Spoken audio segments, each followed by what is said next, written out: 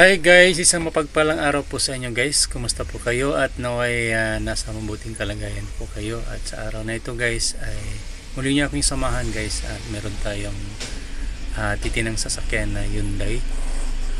Yung sasakyan na ito guys ay natuyuan ng langis yung kanyang compressor. So yun, pinakita ko na po sa inyo yung paglagay natin ng langis. At sige guys, samahan niyo ako para malaman natin kung paano natin ayusin yung sasakyang ito. Tara! Ganun po ang nangyayari pag natuyuan yung ating kompresor ng langis. Ay sunog po, uminit po siya. Pati po yung magnet nasira. Talaga pong sirang-sira po. Kaya kailangan po nating ingatan ang ating sasakyan na hindi matuyo ng langis, kasi ganun po ang mangyari. Talaga kung mag-stack up ang compressor, wala nga, stack up na po ang compressor dahil natuyuan ng langis. Assalamualaikum. Hello po guys, maglalagay tayo ng langis ng compressor. Gaano po ba karami ang nilagay nating langis? Ito yung langis natin gamit guys.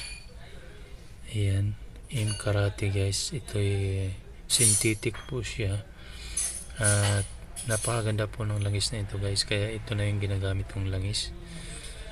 Dati yung yung kulay itim na plastic ang kanyang lagayan, na kung saan ay ordinary lang siya. Dating ginagamit yung Shimizu 4GS. Yan,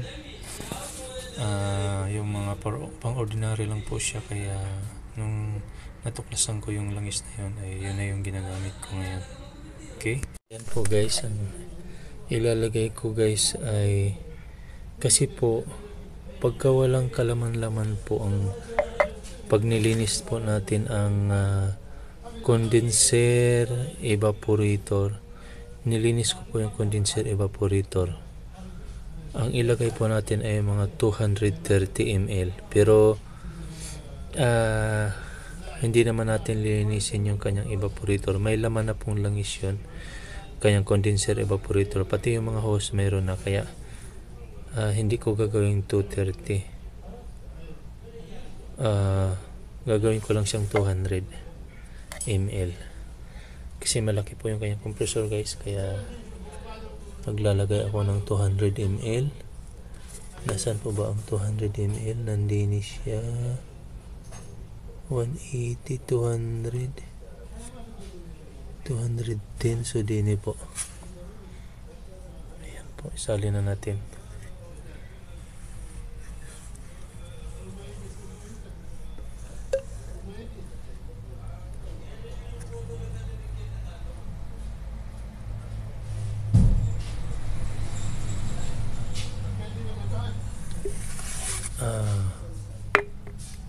Guys, 200. Tingnan ko muna ng maigi guys, medyo malabo lang kasi. 210 siya, so bawasan ko siya ng konti.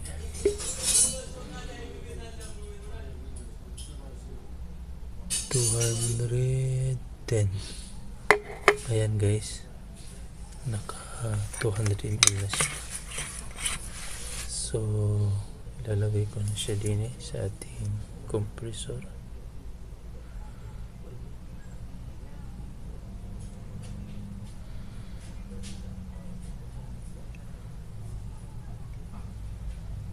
So guys, pag naubusan ng langis, kaya napakahalaga po yung kanyang oil. Pag naubusan ng langis po ang ating compressor, ay tiyak po talagang bibigay ang ating compressor. Kaya importante po natin pong langis natin magandang klase at saka original po siya, no? Bukan ko siyang ikutin kung subukan kong ikutin guys kung may pressure na siya. Ayan, tumutunog na siya. Tatakpan ko ang kanyang high side kung magpipressure na.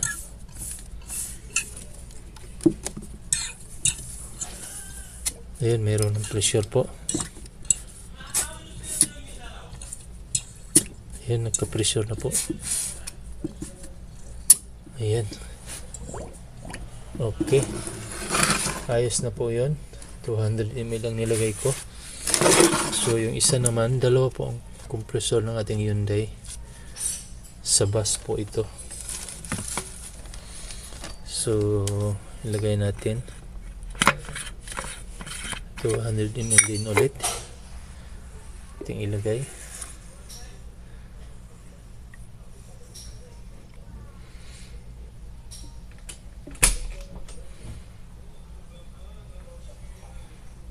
Kailangan sa tamang-tama yung kanyang sukat. Inom ko muna. 210.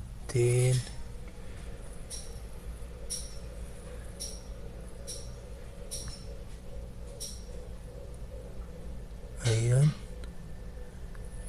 Ayan po. 200 ml po ang ating langis. So ilagay ko siya ulit din sa ating compressor. Kasi guys, yung compressor na ito guys ay nung kinalas ko, walang kalaman-laman ang kanyang langis, kaya mabuti na lang ay nabaklas ko. Ayan, umapaw. Kasi kung hindi ko nabaklas guys, talagang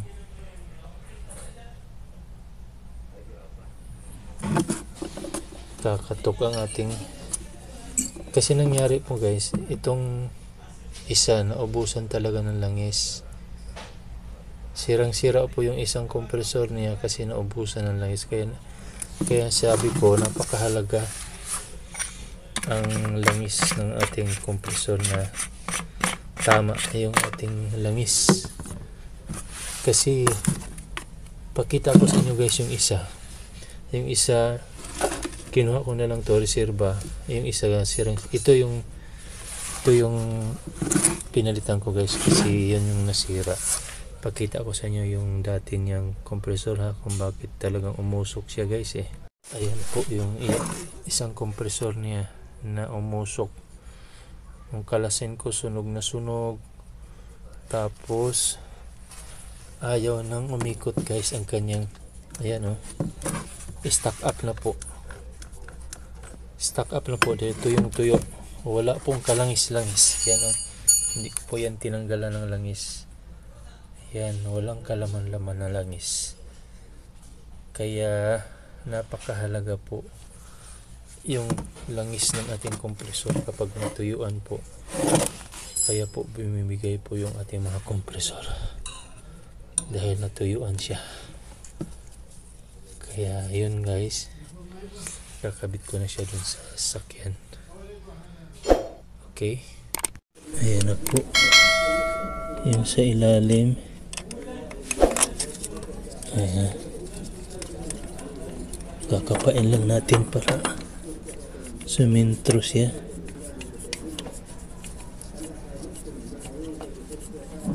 Pang-apat sa kaliwang side.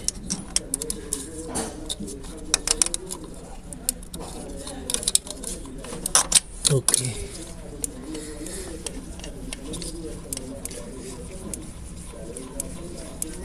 gamitan natin ang 14 po ang size ng kanyang yabe. Gamit lang tayo ng 14 na sakit. Ayan guys, mayroon tayong 14 na sakit. 14.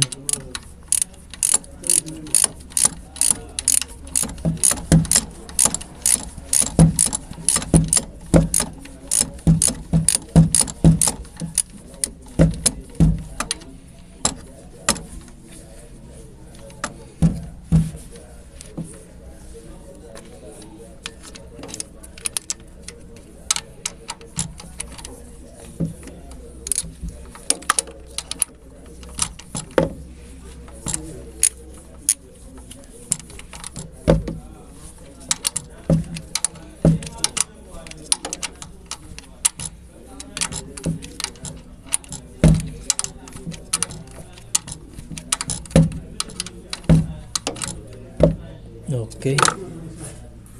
Ayan po, babacuum na natin yung ating nilagyan ng langis na compressor. Buksan ko na ang ating vacuum para malaman natin kung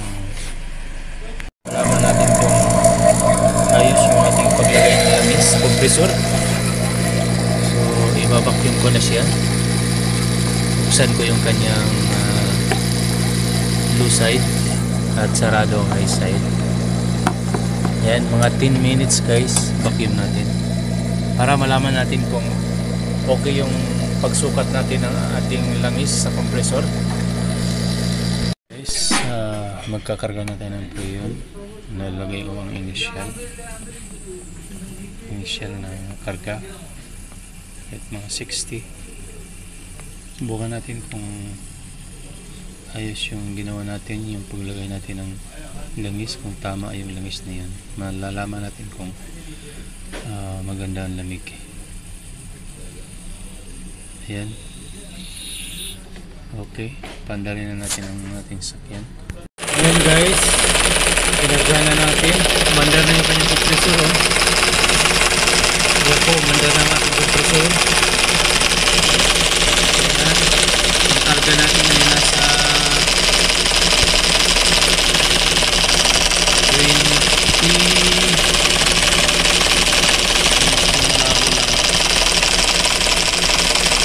25. So malamig na, medyo malamig na po yung kanyang tubo, pero kulang po siya dahil medyo taglamig din po ngayon, pero malamig na rin po yung kanyang buga ng kanyang hangin din sa taas. Yan. So guys, inilawan ko siya kasi medyo matinig. Nasa 35 na pala ang ating reading ng ating low side. Sa high side naman ay medyo malamig pa siya kasi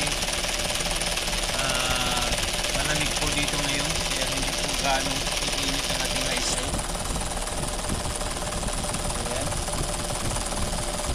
Pero malamig na po yung kanyang buga ng kanyang hangin sa taas. Oh.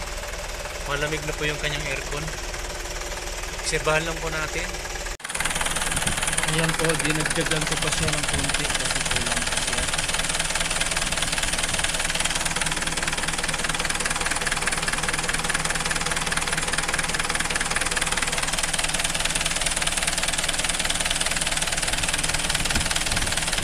Gagawin ko mga 180 ang high side. Ayan, 180 na siya. Patayin ko muna. Okay, malamig na po ang tubo niya.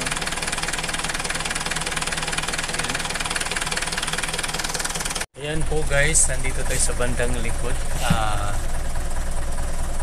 Ayos guys, malamig na po yung ating sasakyan. Tama na yun, 35 po yung low side kasi pag taglamig po ay hindi natin pwedeng kargahan ng mas mataas pa kasi pag yung tag-init na talaga doon makikita natin yung tamang ano niya, tamang karga niya kung sobra ba o hindi. Kaya yun na muna, 35. So yun guys, yung sasakyan na ito ay nasira yung kanyang isang compressor at yung isa naman ay muntik na bumigay.